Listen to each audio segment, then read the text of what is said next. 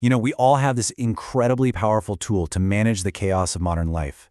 And the best part is, you're using it right now, this very second. It's your breath. So in the next few minutes, we're going to unlock how you can use it as your own personal remote control for stress, using simple techniques that are all backed by solid science. So does this feel familiar? Juggling your job, the kids, finances, just everything. It's that constant feeling of being switched on, right?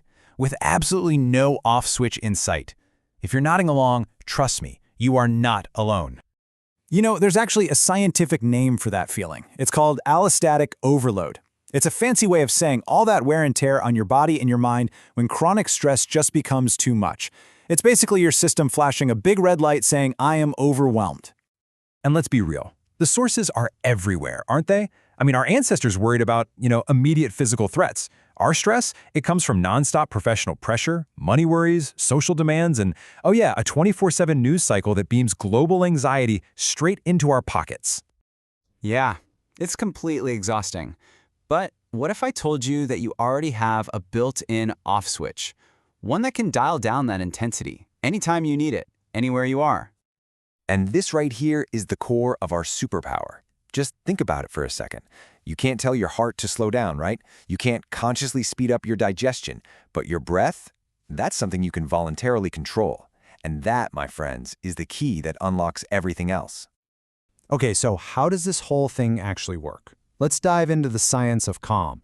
I promise we'll break it down in about 60 seconds. No PhD required.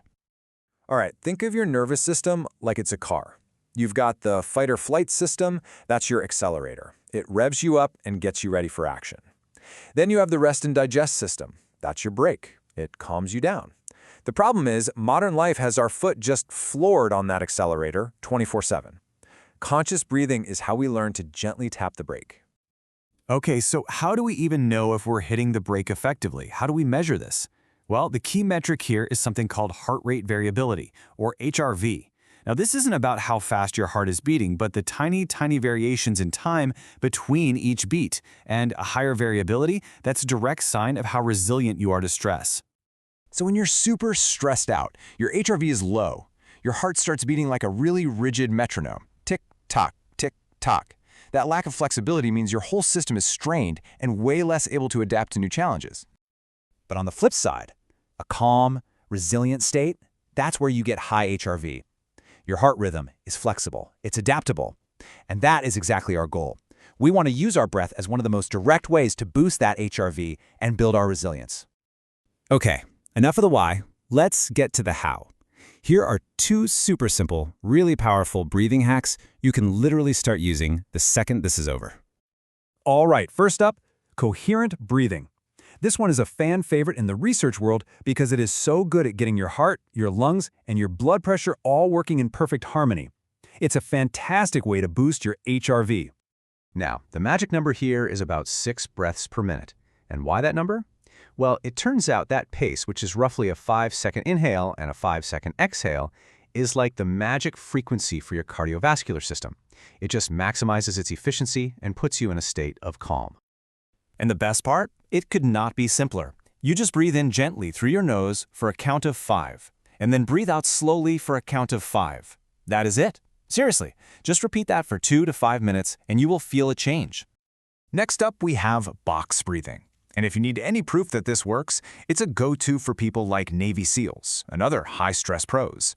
Its simple structure makes it so easy to remember when you're actually feeling the pressure.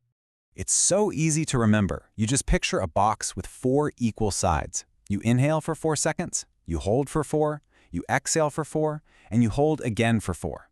This rhythm just shatters the stress cycle and pulls your focus right back into the present moment. Okay, those are 2 fantastic tools for your toolkit.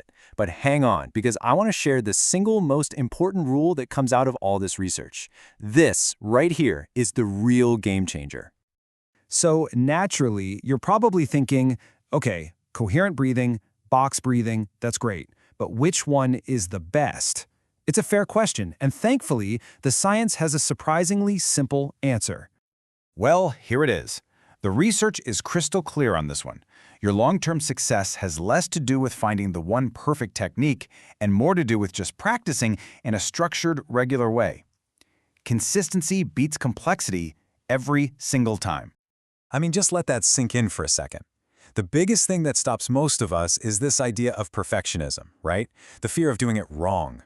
Science is telling us to just forget all that. Just pick one and do it regularly.